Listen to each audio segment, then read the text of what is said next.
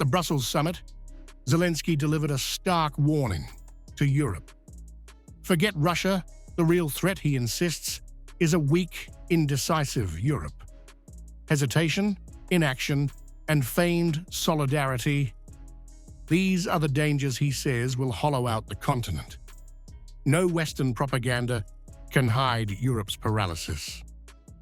I think that the Prime Minister is primarily talking about the security of Europe. He is right.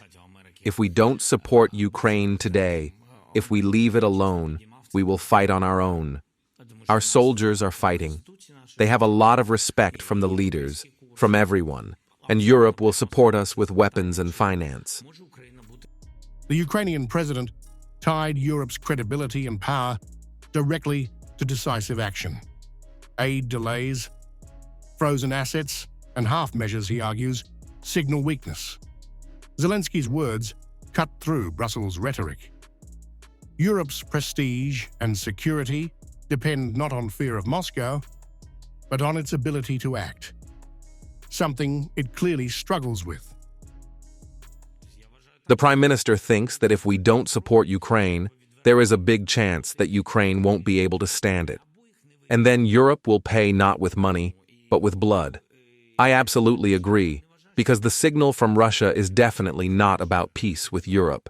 This is exactly what is going on.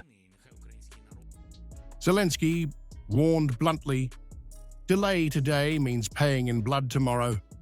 Hesitant EU leaders, caught in legal wrangles and political theatre, could soon find conflict knocking at their own borders.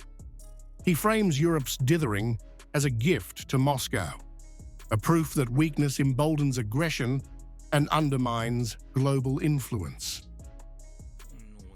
If in the spring, Ukraine does not receive the corresponding tranche, which in the case of peace Ukraine will use to restore our state, and in the case of the continuation of the war will use this money for the following priorities. First of all, the production of drones. If this tranche does not come, Ukraine will be reduced in terms of drone production. For comparison, if today we use cheaper drones on the battlefield, we will have a much smaller number of such drones compared to Russia.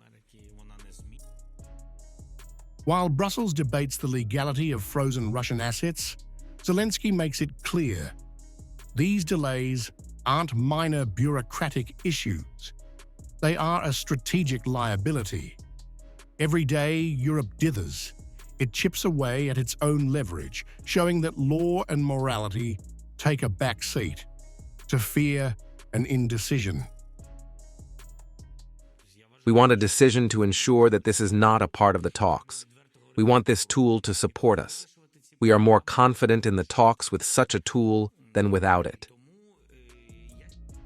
Amid Trump-era pressure and threats of waning American support, Zelensky's warning is amplified. Europe is now portrayed as over-reliant, weak and vulnerable, unable to defend itself or Ukraine without external prodding. Moscow watches this paralysis closely as Brussels squabbles over pennies while its credibility erodes. You will ask me the same question each time when we will meet. Next year, I will prepare for next time. Look, it's not a simple dialogue, really. We are in the war in the United States. There are decision-makers who can really stop Putin, and I count on this. But I really wanted very much more steps pressuring Russia because I think that Putin doesn't want to stop this war. But he can, if the United States will pressure more. Zelensky flips the narrative. The real danger isn't Russian escalation, it is Europe's inability to act decisively. Hesitation, weak politics, and dependency are the vulnerabilities that Moscow exploits. The warning is clear: Europe must act or history will judge it complicit in its own downfall. First of all, I would look at it from the point of view of values, morals, and rights. Ukraine has the right to use the money because Russia is ruining us. It is absolutely fair to use it to rebuild Ukraine or to protect Ukraine. The majority of specialists say that this is an absolutely fair decision. At least what is being discussed today concerns the use of these assets in the future. In other words, it is legal and legal. Everything is right here. You can be afraid of some judicial measures on the part of the Russian Federation, but it is not as terrible as when Russia is on your border. I tell you frankly.